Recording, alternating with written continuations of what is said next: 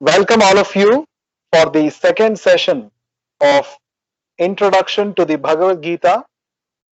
This series of sessions is presented to you by the members of the Trans Dimensions Club. And this is Sri Vigrahadas. I hope you remember me. We had discussed about the Bhagavad Gita in the previous session last Saturday. So let us begin today's session with a few prayers.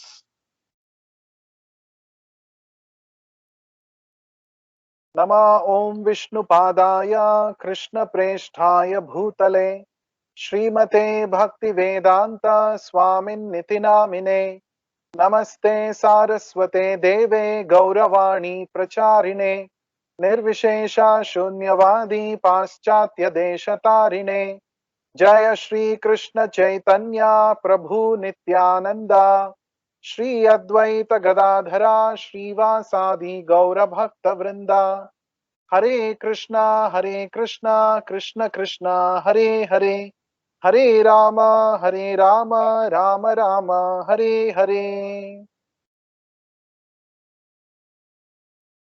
I dedicate today's session to His Divine Grace A.C. Bhaktivedanta Swami Prabhupada, the spiritual ambassador who took the message of Bhagavad Gita all over the world.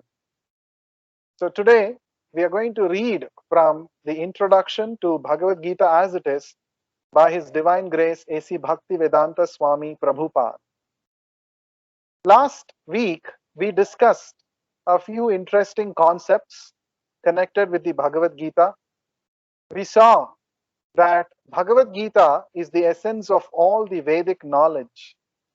And we also saw that Arjuna was selected specifically by Krishna to instruct this knowledge of Bhagavad Gita because he was a devotee and he was also a friend of Lord Krishna. Today, we are going to touch upon the important concept of understanding the spirit and purpose of the Bhagavad Gita. So welcome once again all of you to Bhagavad Gita Simplified Series, Session 2. Yeah, this is a recap of what we discussed in the last session. We discussed about the importance of disciplic succession or the parampara system. The parampara system ensures that the knowledge of Bhagavad Gita is passed on as it is, both in word and in spirit. We also discussed the qualifications of a devotee. Who is a devotee? A devotee is one who is actually ready to abide by the instructions of the Supreme Lord. We also saw the qualities of Arjuna as an ideal devotee. He was connected with Lord Krishna as a friend, and he therefore was able to assimilate the spirit of the Bhagavad Gita. We also discussed 5 varieties of direct relationships that anybody can have with the Supreme Lord Krishna. We also saw that Lord Krishna is called the Supreme Personality of Godhead, and he was accepted as such by Arjuna, not blindly, but because he was fully convinced based on the references from the previous acharyas and also his own personal realization after hearing directly from Lord Krishna. So we saw all of these points in the last session, and let us continue to read. Today we have an interesting point, many interesting points to discuss. We shall be seeing how Arjuna accepted Bhagavad Gita in today's session. That's very important for us because Arjuna was the first student of the Bhagavad Gita. And if we want to know Bhagavad Gita, if we want to understand Bhagavad Gita, it's very essential for us to understand how the first student of Bhagavad Gita understood the Bhagavad Gita and how he understood the Lord, the speaker of the Bhagavad Gita. So let's continue to read. How Arjuna accepted this Bhagavad Gita should be noted. his manner of acceptance is given in the 10th chapter. Arjuna uvacha param brahma param dhama pavitram paramam bhavan purusham shashvatam divyam adidevam majam vibhum ahustvam rishayas sarve devarshirnaradastatha asito devalo vyasa swayam chaiva bravishi me sarvametadrutam manye yanmam vadasi keshava nahi te bhagavan vyaktim vidur devana danavaha. Translation: Arjuna said, "You are the supreme Brahman, the ultimate, the supreme abode and purifier, the absolute truth, and the eternal divine person. You are the primal God, transcendental and original, and you are the unborn and all-pervading beauty.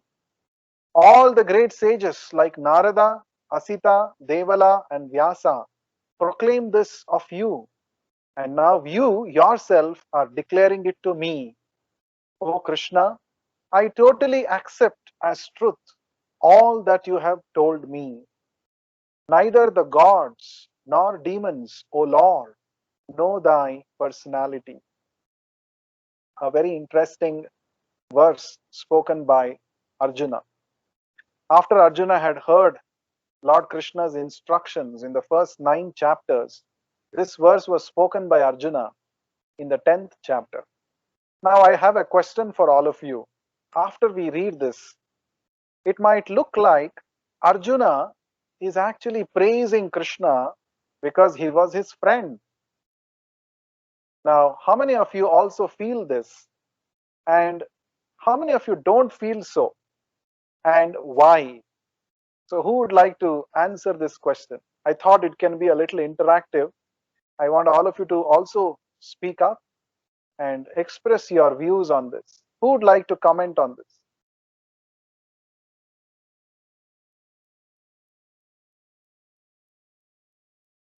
Yes. So my contention is that after seeing this, it looks like Arjuna is praising Krishna because he happened to be his friend. So anyone has any objection or any point to say about this?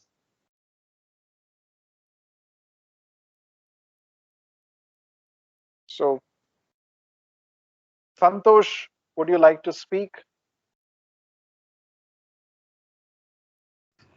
Can I hear from Abhijit? Can I hear from Abhijit, please?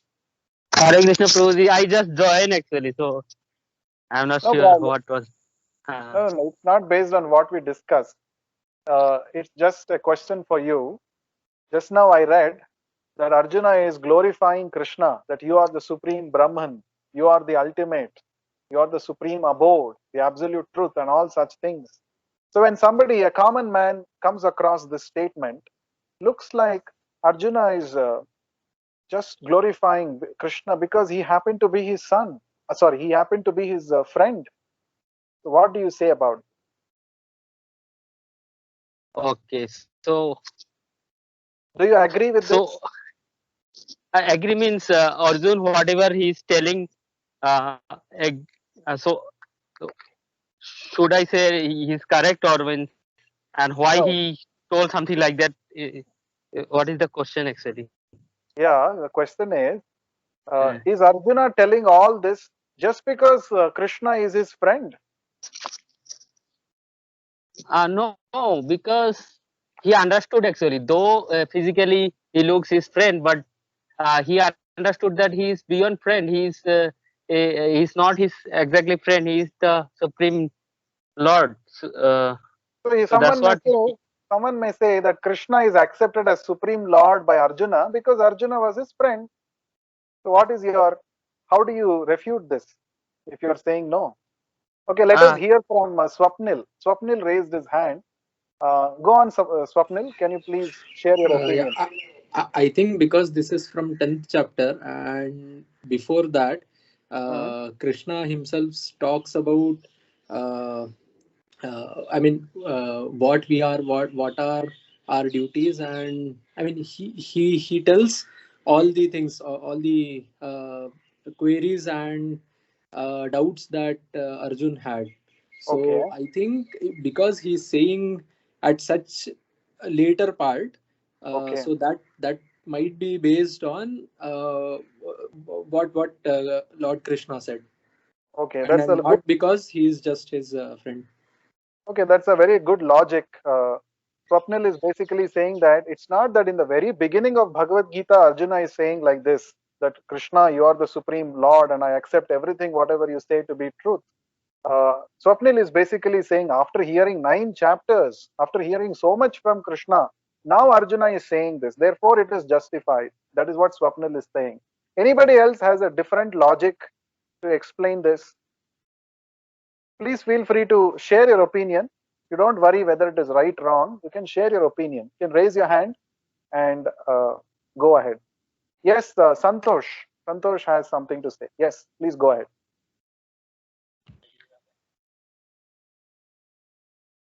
Yes, Santosh.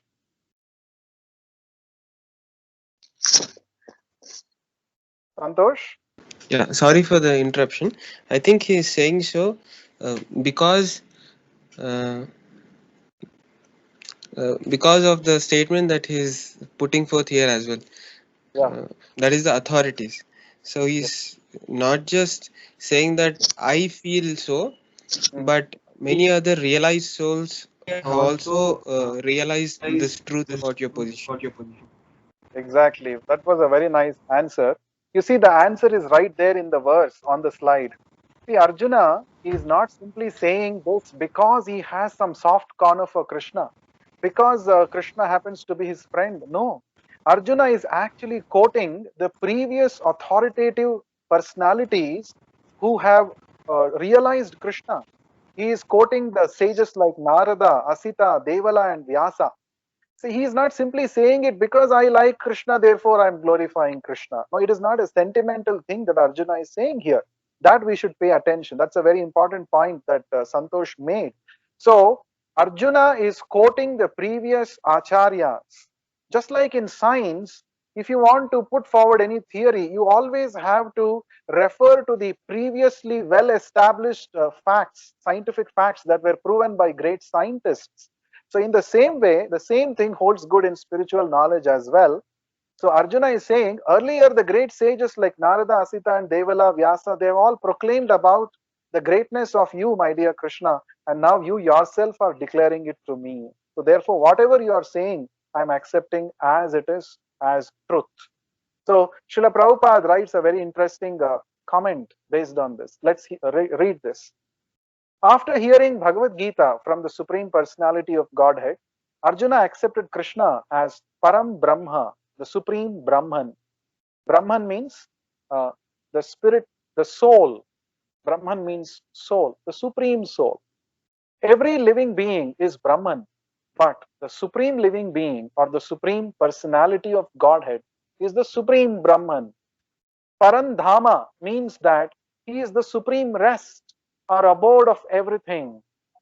Pavitram means that he is pure, untainted by material contamination. Purusham means that he is the supreme enjoyer. Divyam means transcendental. Transcendental means above the laws of material nature. Adi Devam means the supreme personality of Godhead, the original personality. Ajam means the unborn. And Vibhum means the greatest, the all pervading. So these are all the different adjectives that Arjuna uses to glorify Krishna. Let's continue to read.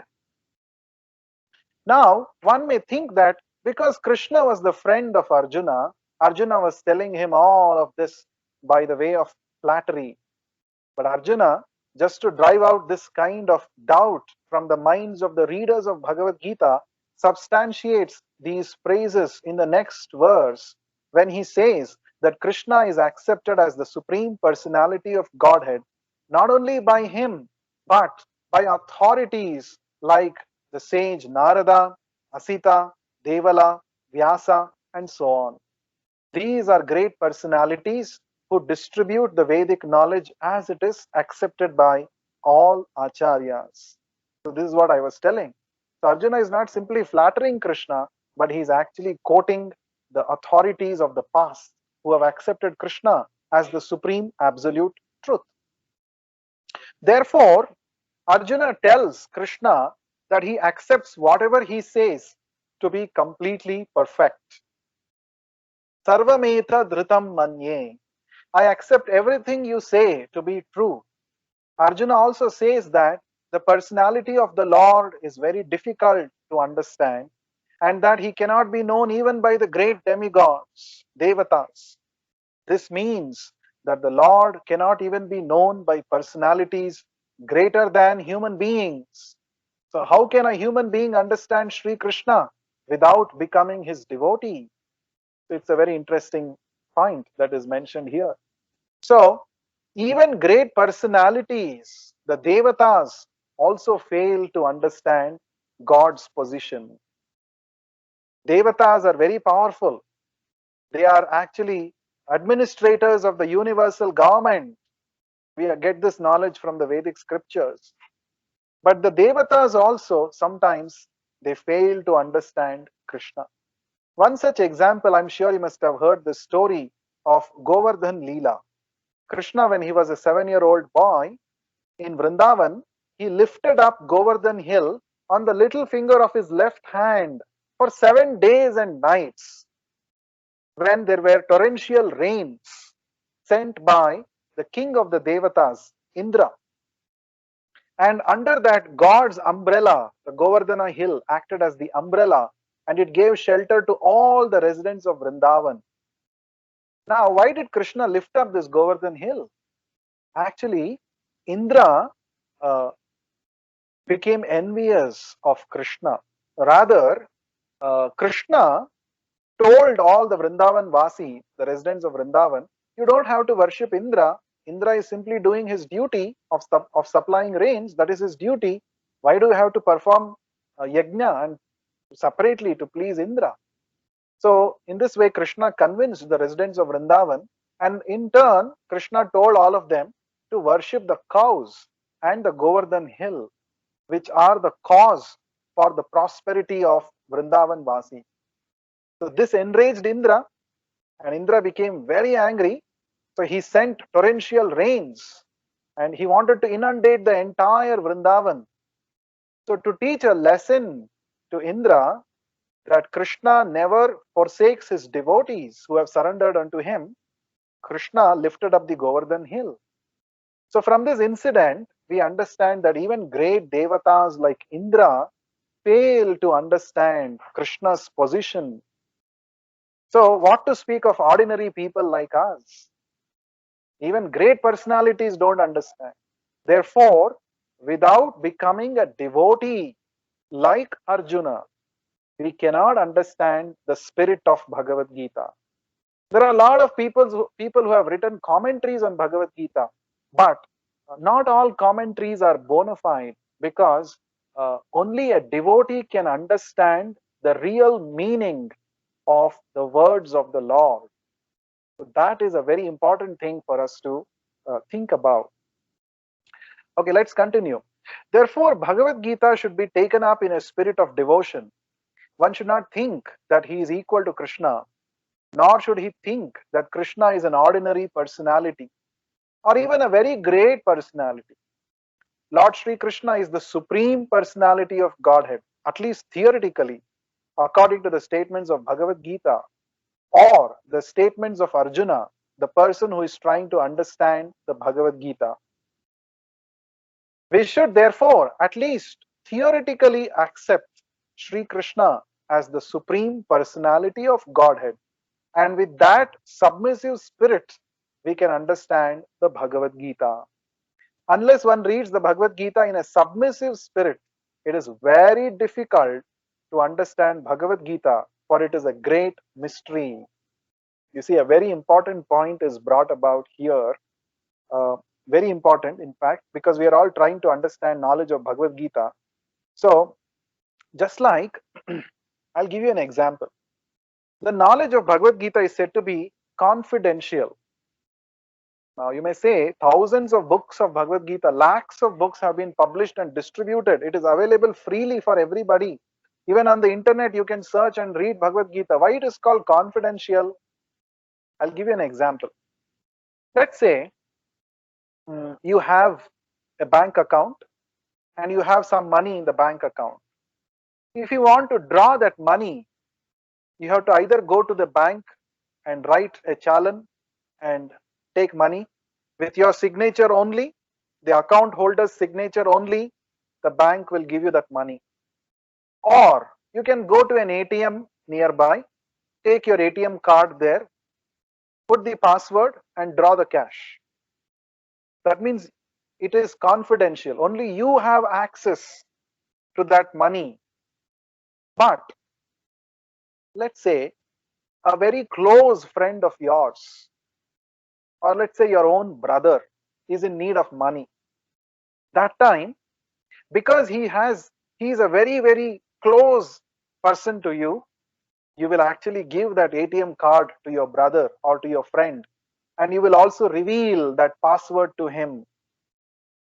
And then with that password, he will get access to that money. He will be able to draw the money from the ATM.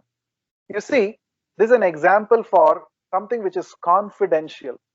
If something is confidential, you need to have a qualification to access it. Not anybody and everybody can get access to your ATM password. Not anybody and everybody can get access to the money which is there in your bank account. Somebody who is qualified, to that person, you will unhesitatingly reveal that password and he will at once get access to that money in your account, and that's how it is. Now, just see, a similar thing is happening here. If somebody wants to understand the intricacies of Bhagavad Gita, he has to actually have a qualification. What is that qualification? One has to be a devotee. Only a devotee. Devotion is the qualification, and through that you can get access to the intricacies of the knowledge of Bhagavad Gita. That is why the knowledge of Bhagavad Gita is called confidential. Simply by reading a Bhagavad Gita book, simply by just go scholarly approach, you cannot understand Bhagavad Gita. It remains a mystery. It continues to remain a mystery to millions of people on this planet. This Bhagavad Gita, for those who do not have faith and devotion in Krishna. So therefore, Arjuna had this faith and devotion towards Krishna. He was listening to Krishna in a submissive spirit, not in a rebellious spirit. Therefore, he was able to understand the knowledge of Bhagavad Gita. Now, I'm going to ask a question to all of you here at this point. Now, what do you mean by submissive spirit? I want to hear from you. When I say you have to hear Bhagavad Gita in a submissive spirit, what according to you is a submissive spirit? Who would like to answer? Please raise your hand. It's just your opinion. It's not right, wrong. I just want to know, what do you mean by submissive spirit? Who would like to answer? Please raise your hand.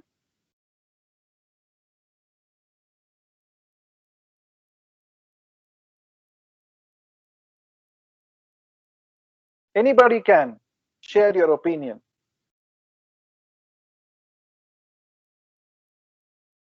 Okay, I think I will have to call out the names.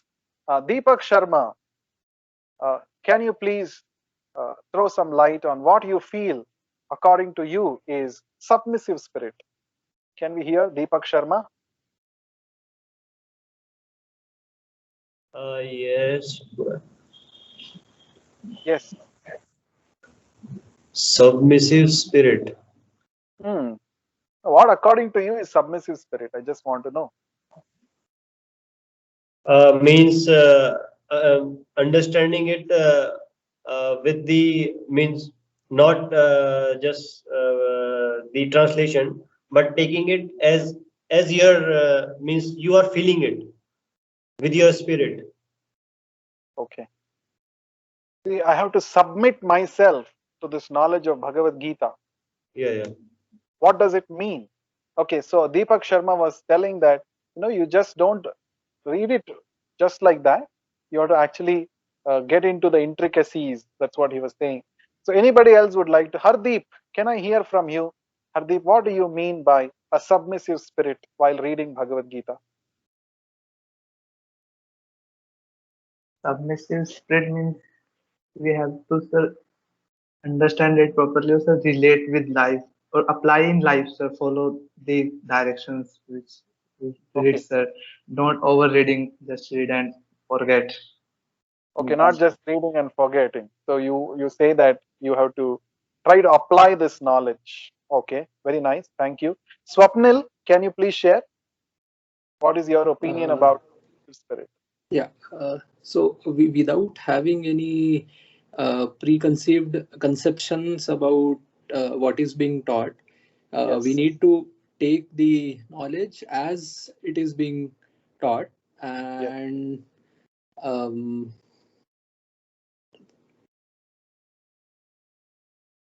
Okay, that's wonderful. That's very nice. In fact, that is the true meaning of submissive spirit. So thank you for sharing that, Swapnil. Submissive spirit means, as Swapnil said, not having our own preconceived notions about it and trying to interpret each and every instruction that Lord Krishna is saying in a way which is suitable or convenient to us. Not speculating, basically. Accepting it as it is. That is called submissive spirit. Now, does it mean that we should not ask questions? We should not have doubts? No, it doesn't mean that. Submissive spirit doesn't mean that we cannot ask questions. In fact, the whole Bhagavad Gita is about questions and answers. There are many occasions where Arjuna is asking a lot of questions and Krishna is answering those questions. So the point is seeking to know in the right spirit, right? Trying to not give your own interpretations, but accepting the knowledge as it is given. That is submissive spirit. Even though we have doubts, put forward the doubts, clarify those doubts, rather than concluding ourselves, rather than assuming ourselves. So that is submissive spirit. So as soon as Arjuna had a question, he did not hesitate to put forward that question in front of Krishna. And immediately Krishna clarified it and the doubts were dispelled. So this is submissive spirit. So it's not that sometimes people think submissive spirit means, oh, you lose your thinking power. Oh, a lot of people, they have become bhaktas, bhakts. Sometimes some people say that you are a bhakt of this politician. So whatever this politician says, you say yes, yes, yes. You don't even question. No, not that kind of bhakta. Bhagavad Gita does not say you should become just a nodding person. Just keep nodding your head. Oh, because Krishna is God. Whatever he says, I'll keep nodding my head and accept. No, that is not the spirit. The spirit is use your intellect, use your intelligence, put forward relevant inquiries and get them clarified. That is the understanding. That is the meaning of submissive spirit. And of course, as the previous two participants said, it's not just a theoretically accepting. There are a lot of people who do Gita Path. You must have heard. They go to temples and they just chant the verses of Bhagavad Gita. Very devotionally they do it. But they do it as a matter of ritual. They're actually least bothered to understand the meaning of it. Forget about applying it in our daily lives. So that is not the way. It's not simply some parrot-like recitation of the shlokas. That is not what Bhagavad Gita is meant for. Bhagavad Gita should be understood. It should be applied. And the wonderful thing about Bhagavad Gita is all questions that a person can think of and all questions that a person cannot think of, all of them are answered in the Bhagavad Gita. Because our thinking ability is very limited. We cannot come up with all the questions. So we can come up with some questions. Those questions are definitely answered in Bhagavad Gita. But apart from that, those questions which we cannot think of also are answered in the Bhagavad Gita. That means when you understand Bhagavad Gita properly, the end, the last page of Bhagavad Gita, when you reach, you will have complete clarity about life. No doubts. You have complete clarity about what should be done and what should not be done. In fact, this is what exactly happened with Arjuna. At the end of Bhagavad Gita, Krishna tells Arjuna, Krishna asks Arjuna, my dear Arjuna, do you have some more doubts? Should I repeat all the instructions once again? You see the patience of Krishna. He says he's ready to repeat everything once again. Arjuna says, no, my dear Lord, by your mercy, by your wonderful instructions, all my doubts and illusion is gone. Nashto moha smritir labdha. He says, all my moha, my illusion has gone now. By your kind instructions, I have got complete clarity. So this is the wonderful thing that happened with Arjuna after hearing the Bhagavad Gita in a submissive spirit. You see, if you don't approach Bhagavad Gita through a submissive spirit, if you approach, what is the opposite of submissive spirit? Challenging spirit. Oh, what is this Bhagavad Gita? It was spoken some 5,000 years ago. Today I am living in the 21st century and I have modern day problems. How can Bhagavad Gita talk about the solutions to modern day problems? I don't think Bhagavad Gita is relevant today. So in this way, in a challenging spirit, if you doubt everything that is there in the Bhagavad Gita, then for such a person, Bhagavad Gita remains a mystery. He will never be able to understand the Bhagavad Gita. So therefore, it's very, very important that we approach Bhagavad Gita in a submissive spirit, with a submissive spirit. The last part, we'll just close with this one slide. Just what is the Bhagavad Gita? The purpose of Bhagavad Gita is to deliver mankind from the nescience of material existence. Every man is in difficulty in so many ways, as Arjuna also was in difficulty in having to fight the battle of Kurukshetra. Arjuna surrendered unto Sri Krishna, and consequently this Bhagavad Gita was spoken. Not only Arjuna, but every one of us is full of anxieties because of this material existence. Our very existence is in the atmosphere of non-existence. Actually, we are not meant to be threatened by non-existence. Our existence is eternal. But somehow or other, we are put into this asat. Asat refers to that which does not exist. A very interesting point. Now, we all know fish lives in water, isn't it? If you take out fish from water, it will start suffering pain, because for the fish, life means to be in water. For the fish, life is water is its natural habitat. The moment the fish is taken out of its natural habitat, the water, then there is only suffering for the fish, and finally the fish gives up its life, it dies. Now in the same way, the Bhagavad Gita tells that there are two kinds of, I would say, there are two identities we have. One is the body, the other one is the soul. Our body is not our actual identity. It is only a circumstantial position. We are not the body. The body is called asat. Asat means that which does not exist. Or you may say, why the body is existing? I'm touching and feeling, it's there, it's existing. Why are you saying it is asat? It is not existing. The meaning of the word non-existence means that which is not permanent, that which does not endure, that which comes to an end at some point of time. So our body is asat, whereas the soul, the real identity, is called sat. Sat means it always exists. Now currently our existence is in an environment of non-existence. How do we understand this? Just like for the fish, you take out, for the fish, existence means water, non-existence means absence of water. Sorry. Yes. For the fish, existence means water, non-existence means absence of water. Now, similarly, right now we are living in a material world, in a material atmosphere, which is not very conducive for the soul to be fully happy.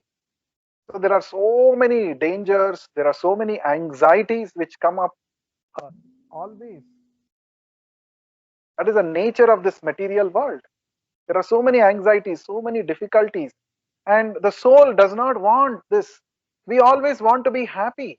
That's why we always, whatever we do, our motivation is to be happy. But without our endeavors, miseries also come, because that is the nature of this material world. Material world means it's a world of duality. Sometimes there is happiness, sometimes there is miseries. Kabhi khushi, kabhi gham. That is the nature of this material world. But the soul is not very happy to go through these ups and downs, because the soul's original position is to be always happy. Sat Chit Ananda. That is the nature of the soul. Ananda means always happy. So we want something, but the external circumstances are offering something else. So there is a clash. And that is the reason why we are experiencing miseries in this world. So if we want to put an end to these ups and downs, sometimes people say it is all part of life, you have to accept it. People come up with their own philosophy. Oh, what is their happiness, distress? It's all part of life, we have to accept it. But Bhagavad Gita says no. There is no such condition that you have to accept it. There is a way out of it. There is a way out of it. There is a situation where we can reach, even while living in this world, where we get unaffected by the external happiness and distress. It is possible to achieve that state. And that is possible when we adopt the instructions of Bhagavad Gita in our daily lives. So in our coming sessions, we are going to talk more about this, how we can experience real happiness of the soul by following the instructions of Bhagavad Gita. So to summarize what we have discussed today, Lord Krishna is the Supreme Personality of Godhead, and Arjuna has accepted Lord Krishna as such based on the authoritative sources, the previous acharyas. And the Lord is the Supreme Spirit, Param Brahma. He is the Supreme Abode, Parandhama. He is the purest, Pavitram. He is the Supreme Enjoyer, Purusham. He is the Eternal Divine Personality, Shashvatam. He is Divyam. He is transcendental, above the laws of material world. He is Adidevam, the original Supreme Personality of Godhead. He is Ajam, unborn. He is Vibhum, the greatest and all-pervading. So what is the spirit to read Bhagavad Gita? Submissive spirit, like Arjuna, and the spirit of devotion, not challenging spirit. And why to adopt such spirit? Because only then we can understand the intricacies of the knowledge of Bhagavad Gita. So what is the purpose of Bhagavad Gita? To put an end to our miseries and anxieties is actually the purpose, real purpose of Bhagavad Gita. So Arjuna had lot of miseries, and at least he was going through a lot of material frustration, mental frustration in the beginning of the Bhagavad Gita. But miraculously, towards the end of the Bhagavad Gita, the same Arjuna was able to overcome that anxiety, and he became happy. He also became successful in the battle of Kurukshetra. So if we follow the same spirit as Arjuna, we can also achieve the same thing. Now in the 10th chapter of the Bhagavad Gita, Lord Krishna says, Yajnanam japa yajñosmi. Among all different kinds of yajnas, the best is japa. Japa means the repetition of the holy names of the Lord, meditating on this spiritual sound. So that's why mantra meditation is something which is very, very practical. It is recommended in the scriptures, in the Bhagavad Gita, and let us now do this for about 2 minutes. We are going to do mantra meditation. We are going to meditate on the mantra, the Maha Mantra, called the Hare Krishna Maha Mantra. The mantra is very simple. Hare Krishna, Krishna Krishna, Hare Hare, Hare Rama, Rama Rama, Hare Hare. So what we will be doing is, we will chant this mantra and hear attentively for the next 2 minutes. Whenever your mind goes there and here, bring the mind back on the sound vibration very carefully. This you have to do every time the mind goes there and here. So first we shall be chanting an invocation prayer called the Panchatattva mantra. You can repeat after me. Jaya Shri Krishna Chaitanya Prabhu Nityananda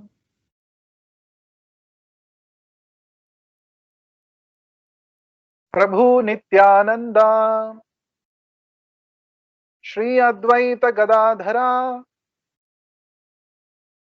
Shrivasadi Gaura Bhakta Vrinda. So we chant this prayer one time and then we do the mantra meditation on the Maha Mantra, Hare Krishna mantra. So together we shall chant for 2 minutes. Together. Chant and hear. Hare Krishna, Krishna Krishna, Hare Hare. Hare Rama, Rama Rama, Hare Hare. Hare Krishna, Krishna Krishna, Hare Hare. Hare Rama, Rama Rama, Hare Hare. Hare Krishna, Krishna Krishna, Hare Hare. Hare Rama, Rama Rama, Hare Hare. Hare Krishna, Krishna Krishna, Hare Hare. Hare Rama, Rama Rama, Hare Hare. Hare Krishna, Krishna Krishna, Hare Hare. Hare Rama, Rama Rama, Hare Hare. Hare Krishna, Krishna Krishna, Hare Hare. Hare Rama, Rama Rama, Hare Hare. Hare Krishna, Krishna Krishna, Hare Hare. Hare Rama, Rama Rama, Hare Hare. Hare Krishna, Krishna Krishna, Hare Hare. Hare Rama, Rama Rama, Hare Hare. We have done 1 minute. Before we do the next 1 minute, one thing we have to keep in mind is this is not a silent meditation process. We have to chant the mantra aloud and hear the mantra. You don't have to chant very loudly, just loud enough that you will be able to hear your own sound. That's how you have to chant and hear. Hearing is very important. Each and every word pronounced distinctly and hear attentively. Let's continue. Hare Krishna, Krishna Krishna, Hare Hare. Hare Rama, Rama Rama, Hare Hare. Hare Krishna, Krishna Krishna, Hare Hare. Hare Rama, Rama Rama, Hare Hare. Hare Krishna, Krishna Krishna, Hare Hare. Hare Rama, Rama Rama, Hare Hare. Hare Krishna, Krishna Krishna, Hare Hare. Hare Rama, Rama Rama, Hare Hare. Hare Krishna, Krishna Krishna, Hare Hare. Hare Rama, Rama Rama, Hare Hare. Hare Krishna, Krishna Krishna, Hare Hare. Hare Rama, Rama Rama, Hare Hare. Hare Krishna, Krishna Krishna, Hare Hare. Hare Rama, Rama Rama, Hare Hare. Hare Krishna, Krishna Krishna, Hare Hare. Hare Rama, Rama Rama, Hare Hare. Hare Krishna, Krishna Krishna, Hare Hare. Hare Rama, Rama Rama, Hare Hare.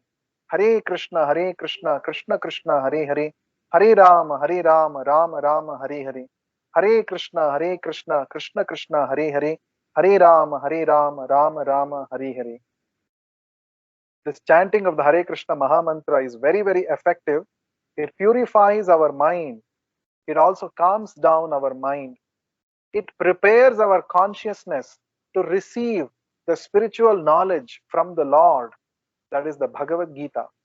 So I request all of you, please chant the Hare Krishna Maha Mantra every day, at least for 5 minutes. Please try to do this. And in fact, the students of Indian Institute of Science, they conduct the members of the Trans Dimensions Club. They conduct this online mantra meditation session every day between 8 a.m. and 10 a.m. You can join just for 5 minutes online through this Google link and participate in this mantra meditation. It can help you to develop this as a daily habit when you join this every day. You can make a note of this link. You can contact Santosh. He will give you the link also personally. So if you have any questions, I'm sorry that I took more time. I was supposed to end 5 minutes ago. If you have any questions, you could ask me now, or you could also send your questions through this link, and we shall try to address your questions. So anyone has a question, you can raise your hand. Yes, Swapnil? So right now we are having the sessions only once a week. and that too around 30 minutes to 40 minutes. So I feel that there is a huge gap of 6 days that comes in between. And also, if we go at this pace, it would be very difficult to go even few chapters. Go to even, yeah. So Yeah, I understand. That's a very valid point, Swapnil. So, uh, actually, we might be going very slow in the beginning now, because in the beginning there has to be an understanding of the basic concepts. So we are going quite slow. But once you pick up the basic concepts, you will be able to understand the Bhagavad Gita, the subsequent sessions. That is point number one. Point number two is we could also have uh, everyday Bhagavad Gita sessions as well. So you can contact Santosh. We will definitely plan daily sessions as well. I'm very happy to note your interest in learning this Bhagavad Gita. We'll surely have daily sessions as well. As of now, personally, I am giving this session every day 9 p.m. to some of the people who are interested, online session. So you can contact Santosh for more details about. Thank you very much for showing interest. yeah, Santosh had told me about this, but he said that they were somewhere in between. I mean, not at the beginning of the. Yeah, Uh, we have actually started long ago, and we are in the final chapter right now, and the cycle will repeat again. So we will again start from the beginning. But each session is an independent session. It doesn't mean that only if you know the what was discussed in the previous session, you will be able to make sense out of this, the present session. It's not like that. Each session is independent in itself. You will get a complete understanding of concepts in each session. So you can try attending the session. okay, sure. So then, once the fresh session starts, then we can continue it. Yes, definitely. Regularly. Okay. Anybody else has any other questions, any queries? So I request all of you to please give your valuable feedback. Your feedback is very important for me, for us. We want to know what is actually, how these sessions are actually coming across to you. And so that will help us to, that will actually help us to design our sessions properly. So please do give your valuable feedback in this link, tinyurl.com/tdcomment. So we'll be very happy to go through your feedback. So thank you very much for investing your valuable time and being with me in today's session.